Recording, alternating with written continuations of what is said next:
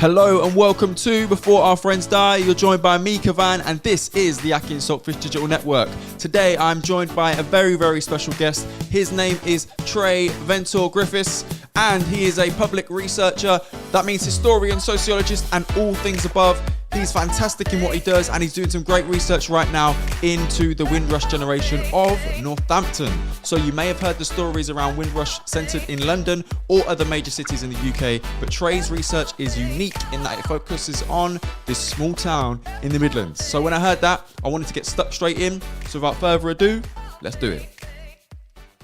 So Tré, thanks for joining me. Really appreciate it. How you doing?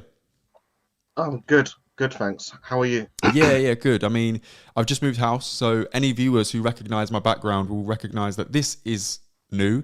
It's very bare. I need to get some signs up or some pictures or something like that. But other than that, I'm all good, and I really appreciate you joining me today on this Tuesday morning. So, your work is around Windrush and almost like the hidden stories of Windrush.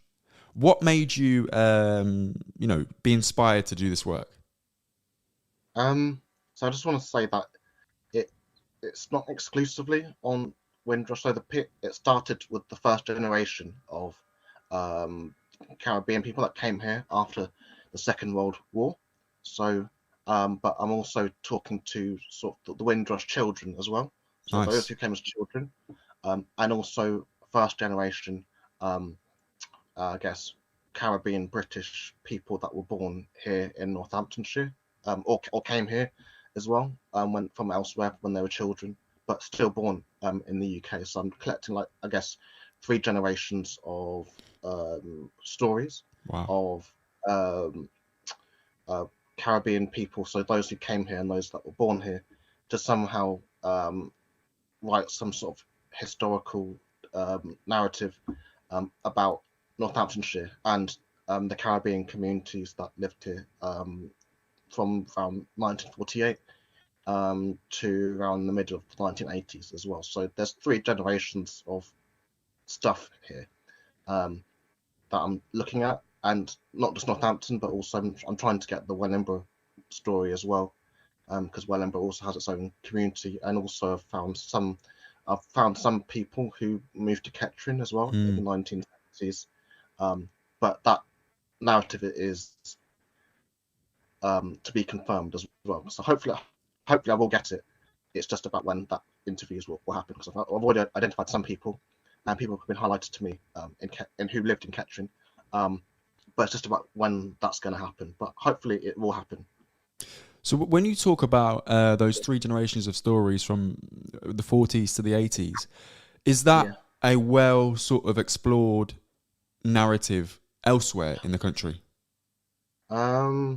I would say in terms of the original Windrush, only in terms of major cities, and to be honest, if I'm being specific, I would say London, because even Birmingham doesn't really have as much on it as I think it probably should. Yeah. There was one book called Black Handsworth, which is by Kieran Connell, and that was about Handsworth in the 1980s, and there's other bits and stuff around Windrush in Birmingham. But in terms of like the popular and what has been put in the media and stuff like that, the literature and the films and the TV shows and things like that have been made, most of it is about London. And when we say post-war Black British history, predominantly, it just means Black London, if we're being specific, and it's really Black England, because I've got friends out in Wales who are doing stuff around Black Welshness and Black Welsh history, and they feel excluded from the whole idea of Black British history. So I think, so is it explored elsewhere? It might be in the communities themselves, but not in terms of the mainstream print media and things like that. And more stuff could be written to properly articulate those histories to wider audiences. Because as you know, like in Northampton, we get a lot of Black students from North London, Yes. South London, and they come to this town and didn't know that we have a historical Caribbean community. Yeah. And when you tell them that, they're very, very surprised because they didn't know. But everybody knows that Caribbean people went to Brixton and Notting Hill Yeah. and places like that. And whether you've been to Brixton, Notting Hill or not, you know that because that's the narrative that has been pushed around Black communities. But I think more could be done about the places that are outside of London and really outside of the major cities. So towns like Northampton, but also villages and the coast as well. But yeah, there's plenty of other stories outside of Northamptonshire that have not been told about small towns, coastal places, and the villages, and the rural, and the countryside. But yeah, I think that answers your question. What's your positionality in this? So you're born and bred in Northampton, and you spoke about the students not really knowing that there was a historical Black presence in Northampton. What has that been something that's crossed your mind and sort of shaped your identity in discovering that Black Northampton identity, or Black Northampton history, I should say? I was raised in Northampton, but I was not born in Northampton. Oh, excuse me. I came here from London actually when I was a young child. But my mum's family came to Northampton, I believe it was 1962, from Grenada, the Caribbean island of Grenada, and effectively have been here ever since then. So my own positionality here is grounded in my own family history. So my mum's parents lived in Northampton as well. They lived in Abington, like many Caribbean families did. They also lived, when they first came here, they lived off the Barrack Road as well. Okay, yeah. And I think they lived in two houses before they settled on Bostock Avenue. And they lived on Bostock Avenue for about 30 years, and they died in 1994, 1995. So yeah, my own positionality is grounded in my own family history. And then when I tell students about this, they're shocked. They think Black people outside of London, effectively, in some cases, I found we are basically an endangered species sometimes in how some Londoners think about blackness outside of London. Yeah. So yeah. But then when you do tell them, they're actually interested. So they don't know to know until you tell them, and then they want to know more, basically. You spoke earlier about some of the media representations of Blackness and Black Britishness. Just for the benefit of the audience, I suppose, could you list off a couple of those and what they are? Yeah. So I'll start with films like let's go Babylon, 1980. So that tells the story of a Black man living in London or Caribbean. I think he was British, born in Britain, but had Caribbean parents, and basically how he navigates that world. There's also the Small Axe films, the Steve McQueen films, as well, which tells you stories about race relations in London in the 1970s and 1980s through, I think, 5 interconnected films, and shorter episodic films. Again, it's set in London as well. There's the film Pressure by Horace Ove. I think that's 1970s. I think it might be 76, about the Black Power movement in London as well. So that's sort of what I'm getting at. And then more recently, there's the documentary. So when the Windrush, the David Olusoga one about the hostile environment. Okay. Where he explores the history of the hostile environment, and again that was centered around mainly London, but other cities like Wolverhampton as well. I think he goes to Wolverhampton to interview one participant too. But yeah, quite a lot of the stuff that gets published around Windrush, especially on screen, is centered around major cities. In terms of literature, Small Island by Andrea Levy as well was set in London. One of the most iconic texts on this is Lonely Londoners by Sam Salvon, who's a Trinidadian author. and he wrote the whole book in dialect as well. Wow. Yes. Yeah, yeah. Um, Again, but then um, that whole narrative around Windrush post-war, it's very urban and London centric. Mm. And whilst that's not a problem, we need other types of stories. Because when I watched Small Axe, I liked it and I loved it and I thought it was really good, but I couldn't relate to it because I'd grown up in Northampton, and people I grew up with may identify with it, but also there are other stories that need to be told about um, Black communities in Britain, but also diasporic Caribbean communities in Britain as well. What about the stories about Bedford, for example? Because there's a whole Windrush community in Bedford as well that hasn't been told. Rugby as well, which is just down the road from Northampton in Warwickshire. And interviewing people, I interviewed one guy who came from Doncaster, and he's told me that in Doncaster there was a Windrush presence when he was there. Right. I guess in the 60s. Yeah, so those those smaller towns, but also sort of minor cities as well. And that's basically the point of view my project comes, not only centralised in Northamptonshire, but also decentralised in London, but also perhaps inspiring different types of stories that get told on film and on TV and in media and stuff like that. I think one of the reasons why we need those various stories and that diversity within the story that's being told is and I apologize in advance because I cannot remember her name, but there is a Nigerian female writer who said a quote around stereotypes that goes along the lines of stereotypes aren't always incorrect, but they are incomplete stories. And, centering London as the only Black experience you can have in the UK is an incomplete story. And what that does is it fuels stereotypes that, one, we are only a urban monolith, but two, that we don't have a place or space in greenery, in the countryside, in rural environments. And that has various knock-on effects for tourism, for safety in rural environments, and also just generally feeling like you're welcome. So yeah, I really appreciate you bringing that up and bringing that to the fore. I think you're doing amazing work in this field. One of the things I wanted to touch on is around Windrush.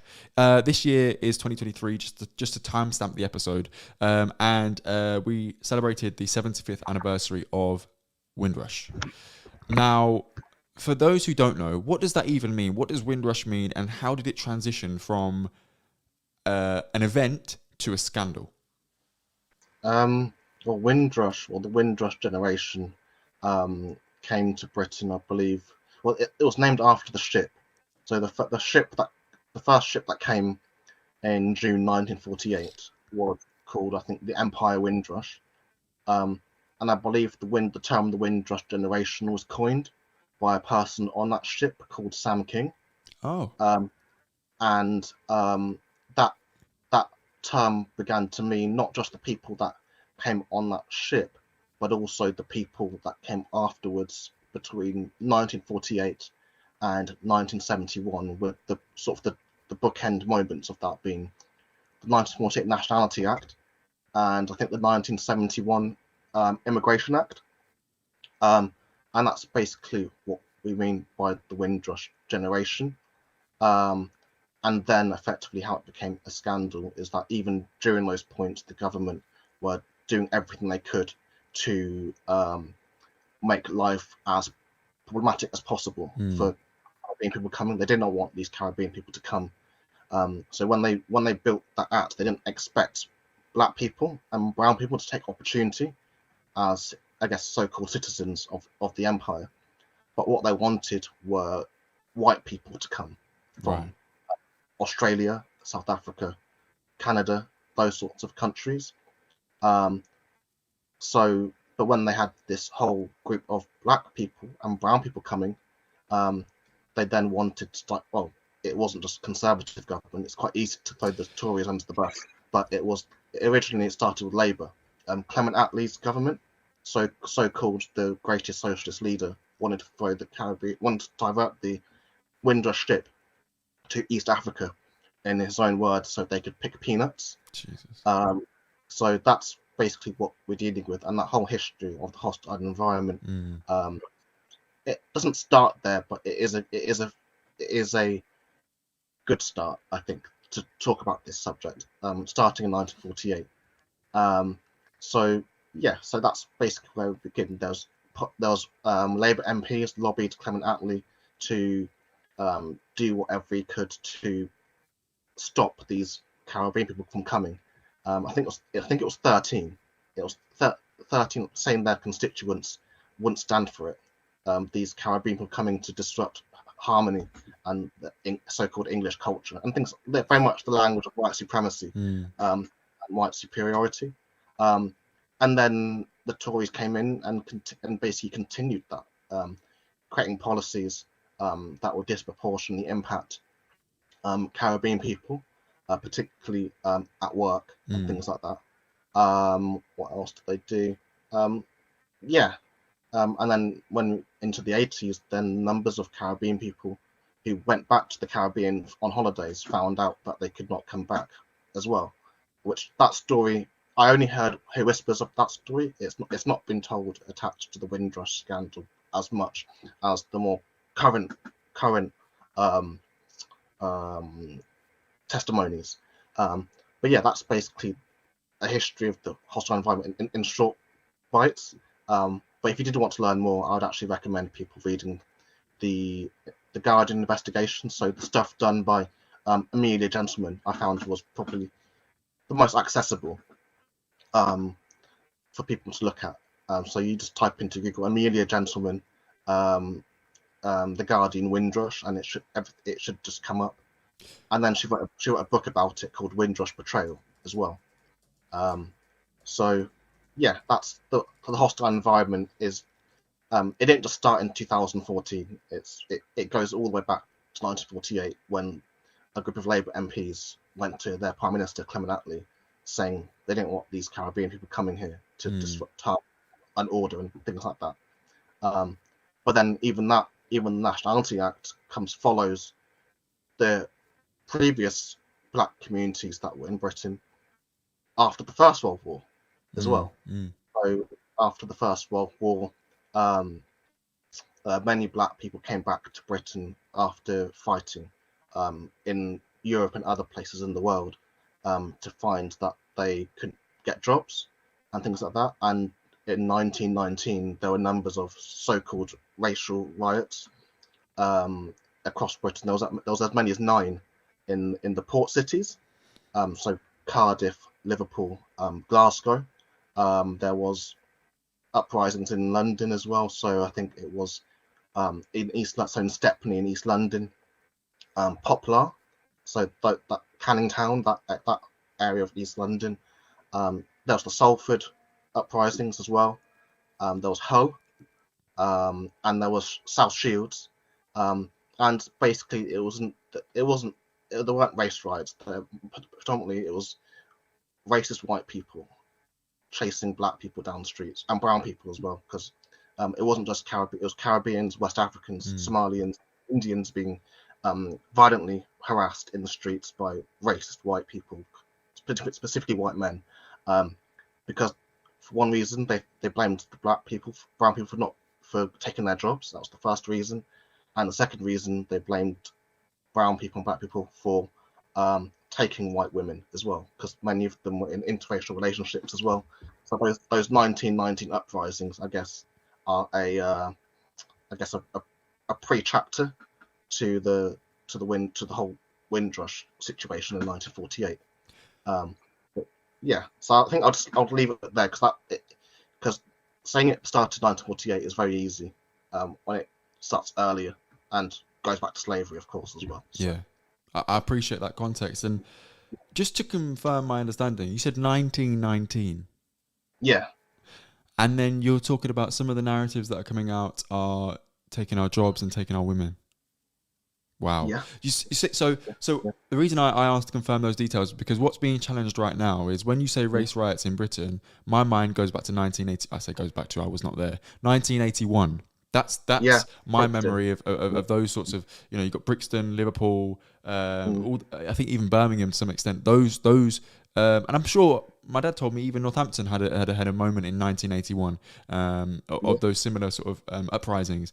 But 1919 is a yeah, long way from 1981. So those sentiments have been there. And then when you talk about taking our jobs, that yeah, narrative has been rife for the last 15 years at least, very, very prominent in terms of the anti-immigration sentiments we're hearing, on the news, etc. But then also before that, in the 80s and even before that, mm, in the 60s and the 40s. So it's very cyclical. It's almost like every yeah. 20 years, they're taking our jobs is the new way to create that division amongst the Mm, communities.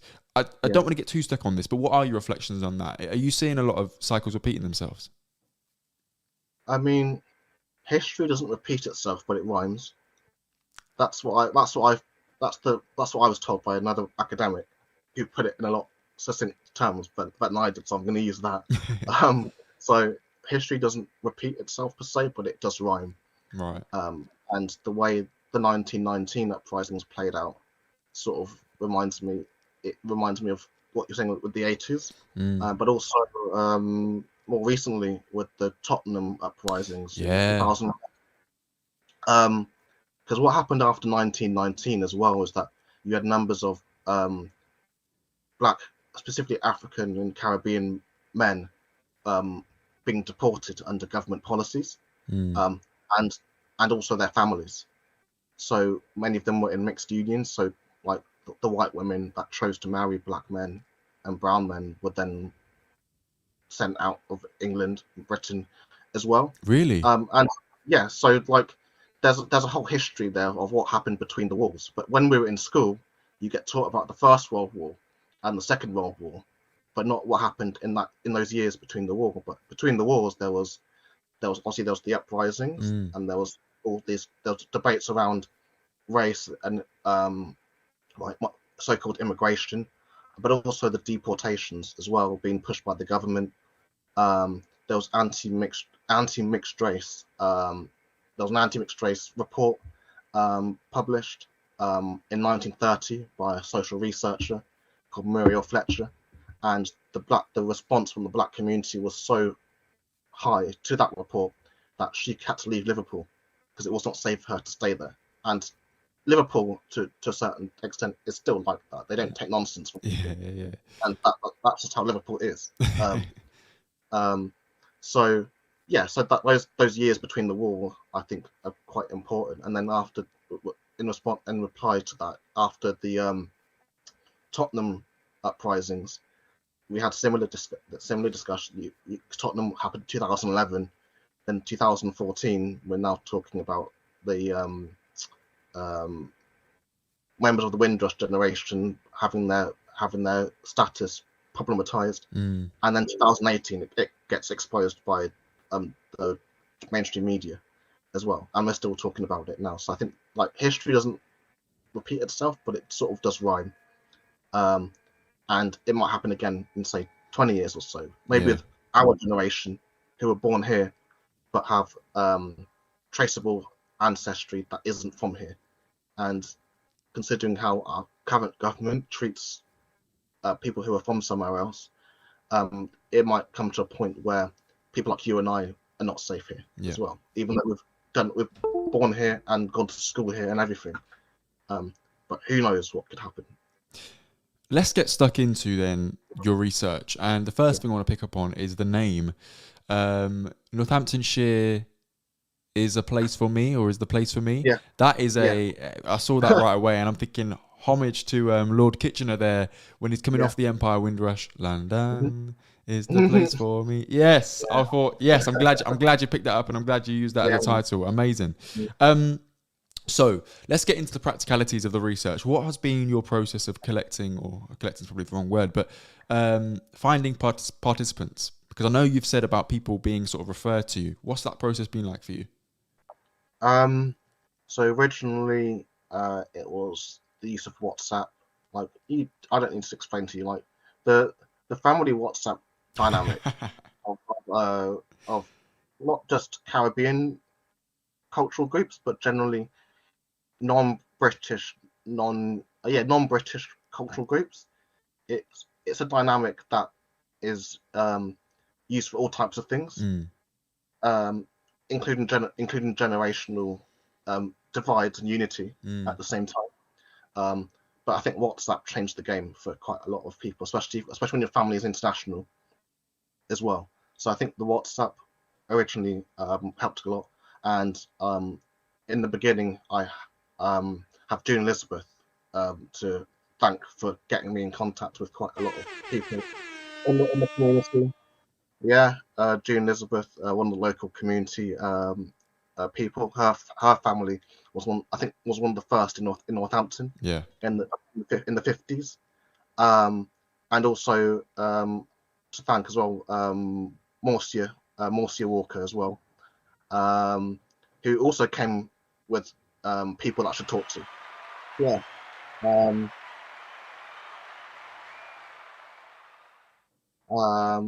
then it sort of grew from there. And then I started posting about it and tweeting about it, and now I've put out adverts in local media and press and stuff. So there's stuff in the Chronicle and Echo and Northampton Telegraph. I think I did that last week.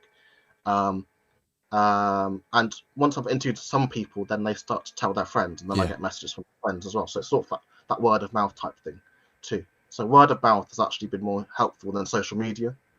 So the WhatsApp and the sort of those sorts of messaging tools have been really helpful. But yeah, that's basically how it started, and I'm now about halfway through I'm over halfway through the interview process. I'm a lot further ahead than I thought I would be at this point, because I gave myself 12 months to interview everyone, and I think I'm nearly finished. Nice. Well done. Yeah, well done. I think I'll get that before the end of the year. So with those interviews, how have they been? Because I know, right? You're talking to particularly the generation that came here in the 60s. You're not getting one story. You know, it's not a succinct story anyway. You know, you're getting plenty of stories branching off. So you know, what are some of the practical challenges of trying to get a narrative out, or is that part of the joy? I'll say it's part of the joy. So I'm interviewing not just that generation, the original generation, but also the Windrush children, and also our parents' generation. Yeah. So first generation British Caribbean, and where they have similarities in how they tell stories is that it's never linear. All three generations, it always goes round in a circle, and it's lots of divergent threads that are semi-related, but then they come back to it later on. So that's been part of it. I won't use everything they tell me in the interviews, but I can use part of it in the thesis, but then I'll also write articles and use what they tell me for conference presentations and stuff like that. So I did a presentation the other week on the Matta Fancanta Club on Sheep Street in Northampton. And for people that don't know about it, Matta Fancanta basically means come guard yourself against self-destruction. And that's what I was told by one of the founding members, Lee Bryan. And it was a day centre for young people in Northampton, but particularly young Black people, who would go there to be with others in their community, because the West Indian clubs weren't built for them, and they needed somewhere where they could be themselves without feeling policed but not just by white people, but also their own parents as well, their parents' generation. So, and many of the people that went there were also taking part in sort of the ethos and I guess the not sure culture is the right word, but the ethos of like Rastafari. And in doing that, it made them a target of criminalisation and also just prejudiced from their parents who did not care for Rastafarianism. So there's the whole idea of respectability politics.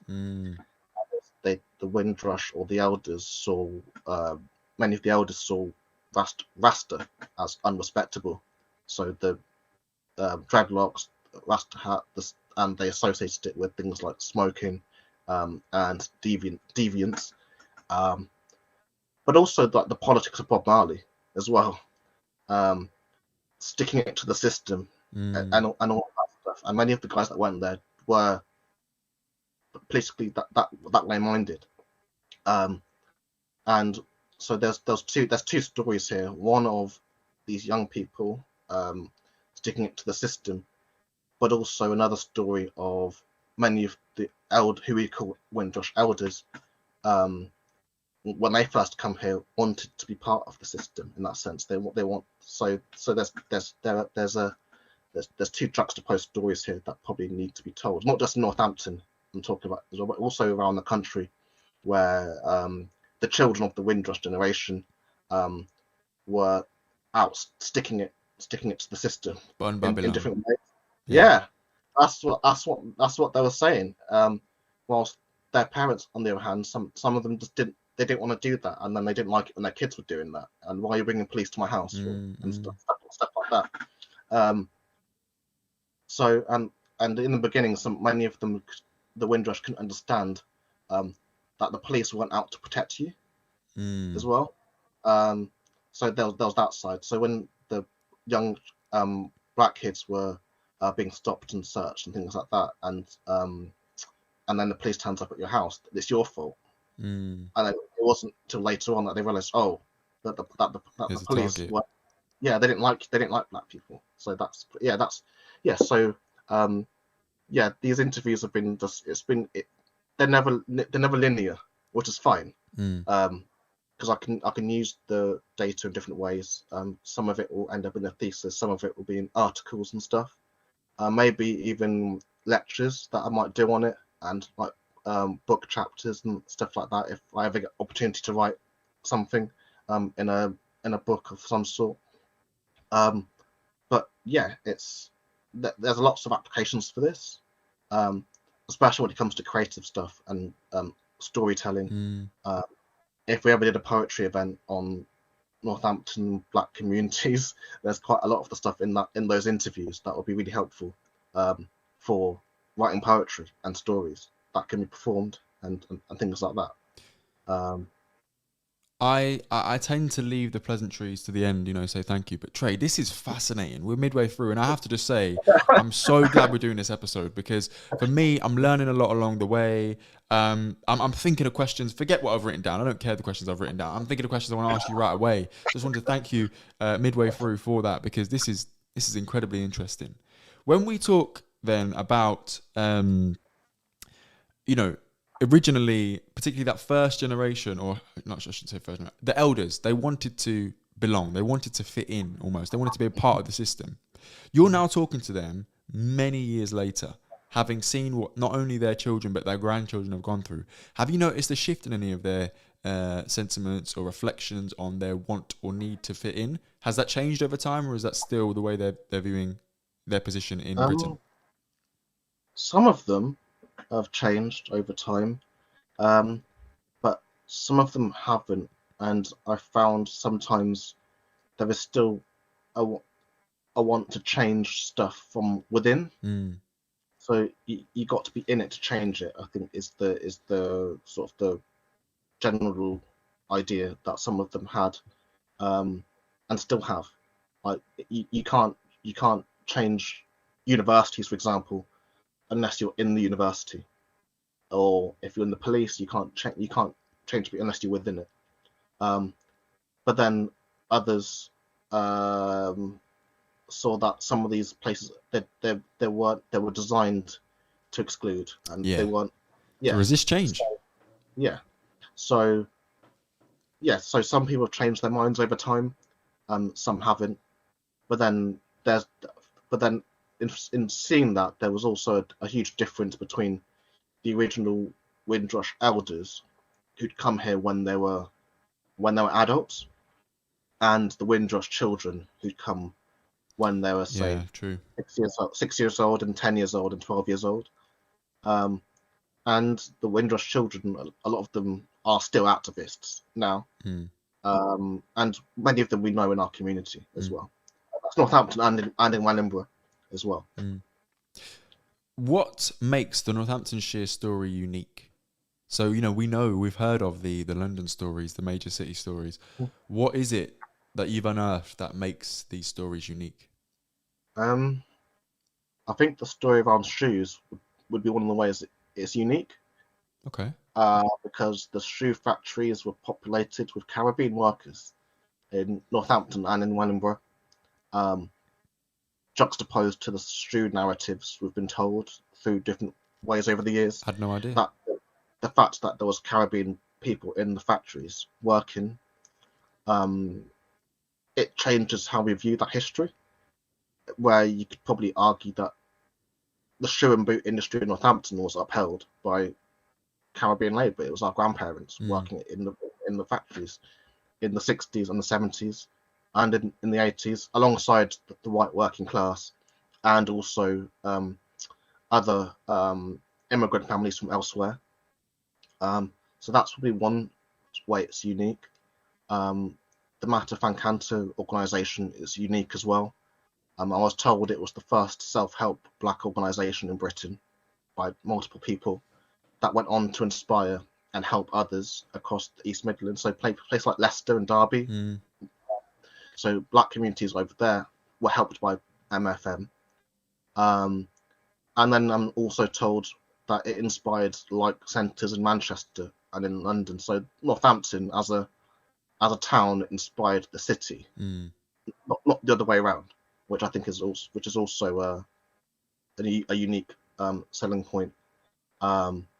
And the MFM probably puts it into a wider history of black radicalism as well, which has also been associated with the city. But Northampton back then is not like it was now. Northampton back then was less built up. There was more fields.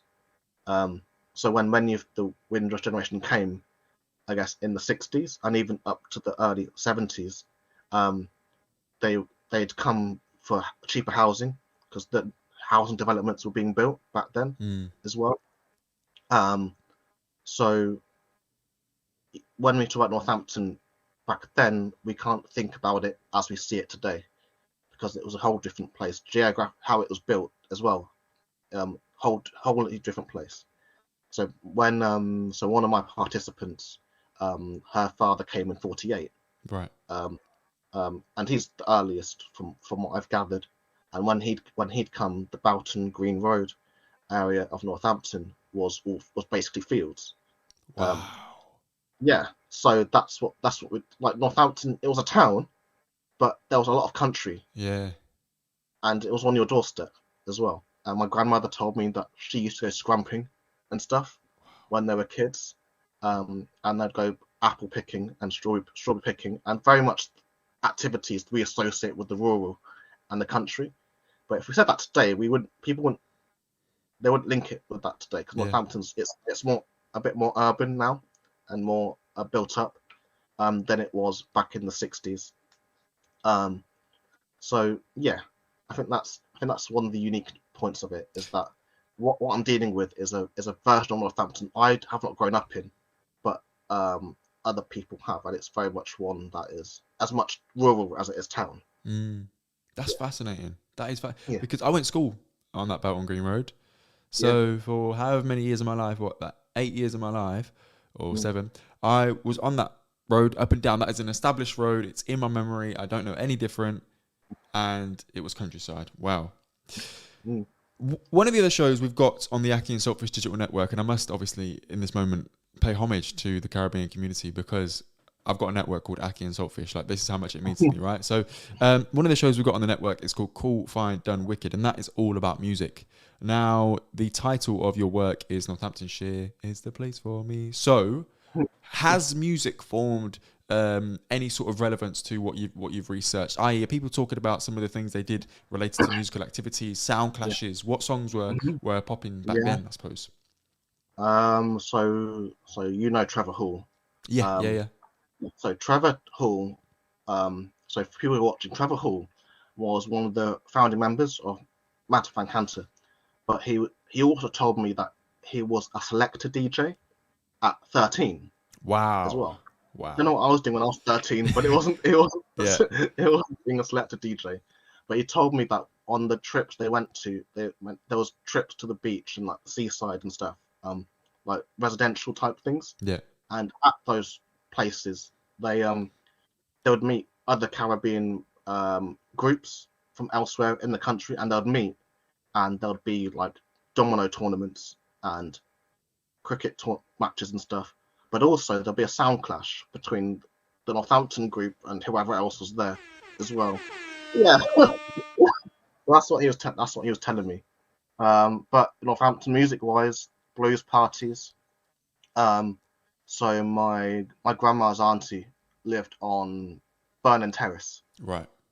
and she had blues events in her basement. In the basement, there was blues parties on Derby Road as well. Yeah, there was regular, and it was every weekend for years. Amazing. Yeah, someone will be having a party somewhere. Of course, there are blues at the West Indian clubs as well on Regent Square. Yeah, so there was always something going on. Bob Marley played in the early 70s. Tell them again. Tell them again. Um, Yes. yeah, where was it? It was King's Heath. Yes. Somewhere in King's Heath. I forgot the name of the venue. And I'm sure the Wailers played without Bob Marley as well at Roadmender. As part of the tour for the Burning album in the early 1970s. And yeah, so we had Bob Marley played here. So music-wise, there was quite a lot. There was the punk movement happening simultaneously as well with the sound system. And of course they had the whole sound system culture as well. MFM was a big focal point of sound system events, of which Trevor was part of that, but also many local people that are still about today went to those events as well. Some of them kids when they weren't supposed to go there. Yeah. They were telling me that they were too young to go there, but they just wanted to go, so they snuck out and faced the consequences later. Yeah. My dad's got a few of those stories when he used to sneak out, and he's telling me, I probably shouldn't reveal this, but that's fine. It was years ago. He was telling me he used to like sneak out in my granddad's car at like 15 and just drive it to wherever he needed to go, have his party, and then drive back. And sometimes he got away with it, sometimes he didn't get away with it. And obviously back then, parenting was a different style, so he faced the consequences, as you say. Just did a quick bit of Googling there. Fantasia was the place in King's Heath where Bob Marley played. Wow. Knowing Northampton the way I do, I just couldn't imagine someone of Bob Marley's stature in King's Heath playing in a pub. Like, that would just be a moment. I'm sure it was a moment. And credit to places like King's Heath for holding the culture down during those times, because I think often they get overlooked, you know, and they have moments of history. And what an iconic moment that would have been. Wow. And but artists come from Jamaica, you know, to play at MFM. MFM was it was a big deal at the time. People would come from all over Britain to go into events at MF. And I've told my dad's family. So my dad's family from Jamaica, but they settled up in the West Midlands in Birmingham. But I'm told even those guys came to Northampton during those days to go to events at MF and then go back to Birmingham. And that was just normal. There were people coming from all over the UK to go to MF and go to events and whatever. But also artists would come from Jamaica to play in Northampton. And I think that's amazing. That's incredible. It really is. I was speaking to my dad about this the other day, Saturday, and we were saying, that was it. Yeah, because I've just moved to Leicester. And I was saying, there's going to be a lot more to do in Leicester. There's the O2 Academy. I see there's big artists playing there. You've got comedians coming there, and that's part of their stop. And my dad was saying, Northampton used to be a place where people would prioritize it on a tour and have it on a tour. And now it just isn't. And that is a sad state of affairs. And, we were talking earlier about students and, having things for students to do, but also, young people that live in Northampton, whether students or not, that placing yourself and having a cultural reference Yeah. point is really, really important. So one of the other shows that we have on the network is Sofa Senseis, and that's about combat sport specifically, but sport more generally. And I wanted to ask you, did sport form any part of these narratives as well? Because thinking about some of the stories I've heard from my family, cricket was a huge part of what they used to do growing up. And Yeah. is that something you found in the narratives too? Yeah. So the race course was a big hub for sport. The race course wasn't just a sport place; it was a meeting place for people in Right. the people in the Abington area. And the United Social Club cricket team played their matches there as well. And United Social Club were, I think, mainly Caribbean cricket team. I think they only had like one white player. Shout out him. So it was a Caribbean cricket team, and they beat everybody. They went everywhere and demolished them and beat them into the ground. In the same years that the West Indies were winning, so prolifically. And I think at the end of their run, the United Social won 19 league titles. That's how good they were. But what gets me the most is that I think only one or two of their players were ever picked up for county. Right. These guys were like, some of them probably could have played for England, but I bet because of the racism that was in that era, they didn't get selected to the same levels that white players would. White players that weren't as good, I'd say, as well. But yeah, these guys, they went around the country and beat everybody, or the region, and beat everybody. So I think, yeah, that was United Social. They played at the racecourse, and it was also a community hub for local Caribbean people too. Football also played a role. So the MF had a football team called the Persuaders. And that was the first black football team in Northampton. And that was convened by a guy called Passville Plummer. So I'm not sure if it was MF's football team, but a lot of the players were from MF. But Passville was the assistant community relations officer at the council at the time, and he'd come from Wolverhampton to work with a woman called Sarah Berry, who was his manager. He was the community relations officer at the council. But yeah, that football team was called the Persuaders, and there's photographs of them as well. I think my uncle was in it. I think Pedro, you might know Pedro Samuels as well. He was in Recognize it. his last name, but not his first name. Yeah, I've got a photo. I'll send it to you. Appreciate it. Yeah, please do. But yeah, quite people that we'd probably seen in Northampton probably went to MF at some point, and we wouldn't know because, like, unless you take an interest in these stories, people won't tell you. Yeah. It's not going to come randomly in conversation. It's something you've got to purposely go out and ask about and things like that. Random one, but why do you think it doesn't come up in conversation? Do you think that people have sort of been ground down by I see it as an erosion of blackness in Northampton, because I hear a lot of if we look at MFM, for example, that building no longer exists. The reason it no longer exists is because funding was pulled from under their feet, and also the rights to be in the building. And ironically, if I'm right, the start of that movement was they squatted in the building. Yeah. But over time, they sort of legitimized. I can tell you about that as well. Let's get stuck into that.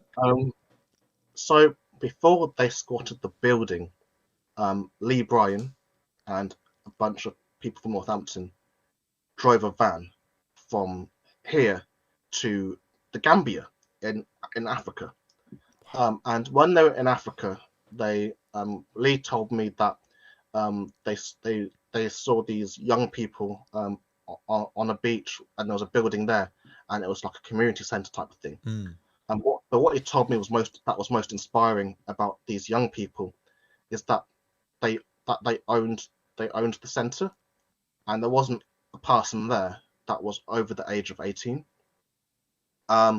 So these young people were just doing it for themselves.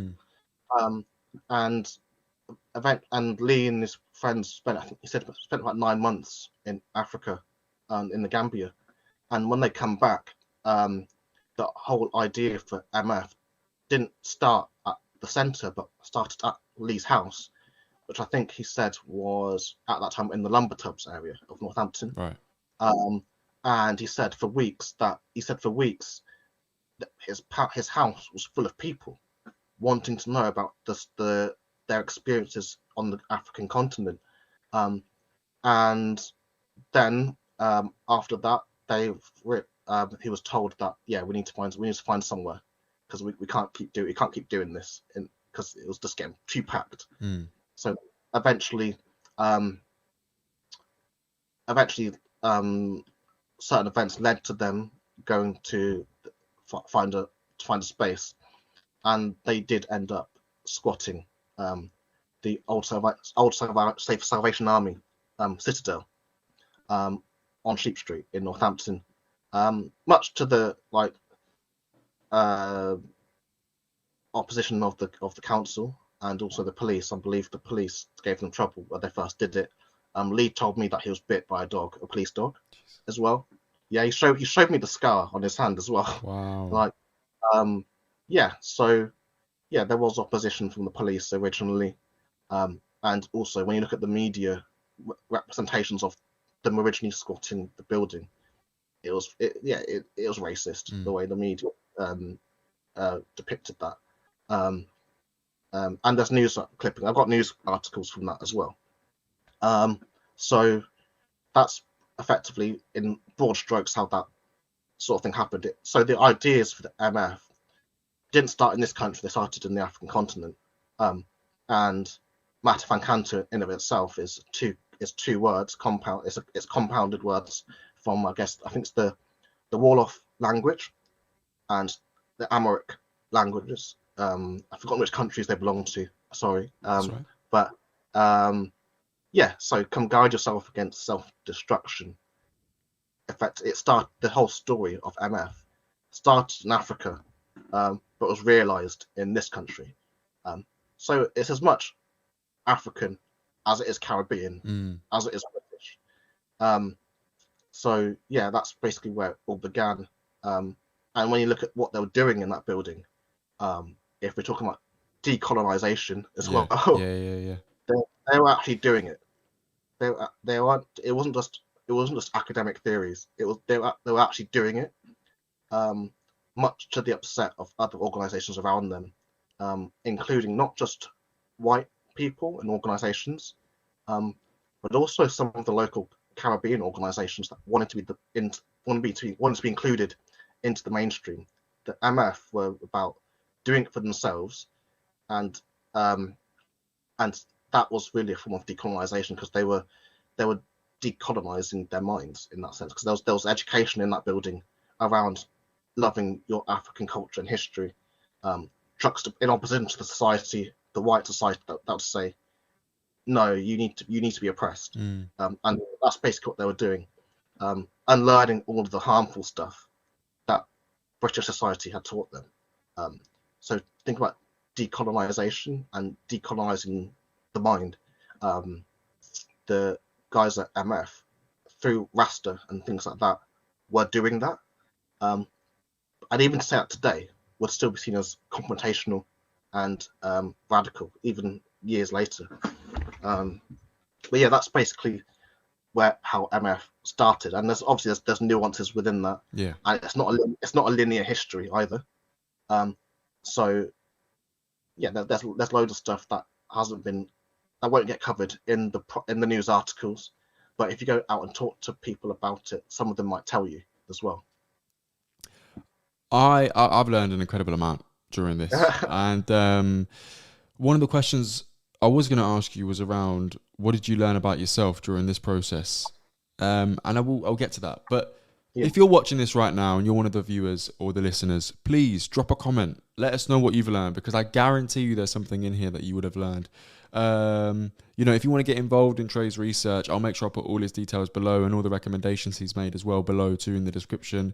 Please do reach out. This has been a real education, and I hope this goes somewhere. But before I ask you about what you learned about yourself, I want to ask you what you hope comes of this research. So once it's out, once it's ready, once all the lectures are prepared, once all the articles are written and the dissertation is done and the thesis is complete, what do you want to come of this? Because right now I'm getting a sense that the Midlands is an underserved area of the country in terms of this history. What do you want people to do with this information? I think people just... Black British history happened everywhere across Britain, and not just the cities. So I think it might get people to think a bit more when they do go to somewhere that's not diverse. Historically, it might have been. So when I go to rural areas of the country, I know that there would have been a Black history of some sort there years ago, and I think that's what I want to get people to think about. But in terms of the research and how it's used, I think the stories that get told need to change, and hopefully it might get picked up to inspire radio drama, for example. Right. Which might be one way to talk about these histories. You could do a whole radio drama about sort of the Windrush arrivals in Northampton and Northamptonshire in the 50s and 60s. You could do stories about the MF Club. It could be turned into theatre if they wanted to. Amazing. But even young people's theatre groups could pick it up if they wanted to. So youth theatre, and also like in schools as well. Like I'm thinking about schools not like NSB for example. NSB has quite a substantial population of young Black boys, and I know they would probably get a lot out of quite a few of the stories that I've found in terms of, especially the Matta Fancanta Club. That'd be one group. The Persuaders football team, the cricket teams as well. So I think that'll be one side. Another side, the more gendered side as well, with nursing. So many of the Black nurses worked at St Edmunds, St Crispin's, and St Andrews. So there's another history there which could be told through different means, and also stories around mental health as well. So a few months ago, I watched a film called The Barrel Children, which is so there's a journalist at The Independent called Nadine White. Yeah. And she made this film called The Barrel Children, which was about the children that were left in the Caribbean when the Windrush came to Britain to work. And what I found in some of the interviews as well is that some of the Windrush children were originally left in the Caribbean to be raised by grandparents and other family members. So there's another discussion around mental health there that possibly could be had in our community in different ways, and the stories that could tell as well. So educationally, what can the stories of the Windrush in Northamptonshire tell us about mental health and trauma as well, and the trauma of attachment and things like that. Racism in school is still a problem today. It was a problem back then. Many of my participants have said that school was more about survival than education, and there was very specific schools, which I would not name on this podcast, but that still have problems today. There's quite a lot of ways that the research can be disseminated in an accessible way. That goes beyond academia into more accessible mediums like films, like TV shows. For example, every year there's Northampton Film Festival, and what I wouldn't be against if someone wanted to make a short film based on some part of the research, I'll let them do it. I'd say go and do it, and just invite me to the thing so I can watch it. So there we are. So there's loads of different ways they could use it. You heard it here first. If you are a aspiring or an established filmmaker and you want the inspiration for your next story, reach out to Tré. He's got it. And then all you got to do is invite him, and we wouldn't mind a little invite to akhi&saltfish@gmail.com. Please do get in touch. And I'd love to see it. Honestly, that has been incredible. And this is one of the main reasons why it's funny. My degree's in sociology, and I got through the degree. It was a process, but I enjoyed sociology way more after, when I started investigating public sociology and what it actually meant for day-to-day life, and some of the stories and narratives about our societies shifting over time. I really enjoy that shift in time and space. It fascinates me. And this has been an experience in that. So I just want to thank you again for your time. And I suppose my final question is around, what did you learn about yourself during this process? I learned that I had more of a Caribbean upbringing than I thought I did. So when I was growing up, my grandparents, they bathed me in Dettol, like my parents. I was my parents as well. Yeah. And then you'd wake up on a Sunday, every 7 a.m. and hear just soca music like blasting from downstairs. Incense. Yeah, and all of that stuff, all the food as well, the Caribbean food. Yeah.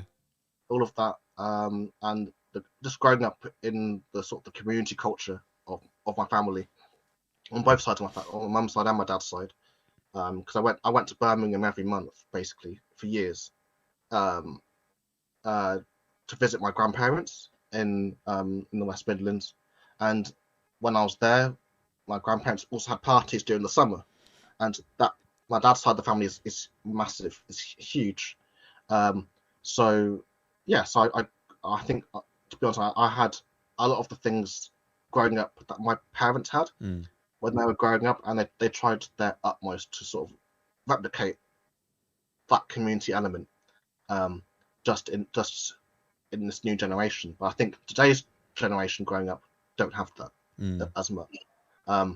So yeah, I think in talking to some of the elders and my parents' generation and the Windrush children, it showed me that I had more of a Caribbean upbringing than I thought. So it's Caribbean upbringing just in England, like they did. That Dettol is bringing back some serious memories, man. Yeah. That is hilarious. I'm so glad you brought that up. Oh Dettol. Man, yeah. Yeah. Clean. I was super clean. Mm-hmm. I actually had that discussion literally 2 days ago in terms of why am I buying Dettol. I says, you don't know the reasons yet. Wait and see. Wow. Right. One of the things I wanted to just ask you is a practical question around where can people find out more about you in terms of your social media profiles? How can they follow your journey? So social media wise, Tré Ventour, so TRE VENTOUR. On most platforms, you should, on Twitter, Instagram, and Facebook, that should all come up. But I'm taking things with the PhD via email as well. But I had to send it to my Kingston one, which is quite annoying because it's with letters and numbers. I'll put it in the description. Yeah. So I'll send that to you. Brilliant. And you put it in the description. Yeah, that's no problem at all. Yeah. Well, that has been Before Our Friends Die on the akhi&saltfish Digital Network. This should come out during October, which is Black History Month in the UK. And I'm literally speechless. I think you'll see at a few points watching this back, my face is open. My mouth is open. I'm shocked. I'm learning. I'm studying. I'm super grateful for your time, Tré. It's been amazing. I knew we picked this conversation up months ago, like 6 months ago, almost longer probably. As soon as I heard about this research, I knew it would be a great one, and I'm so glad that we made it happen. So thank you.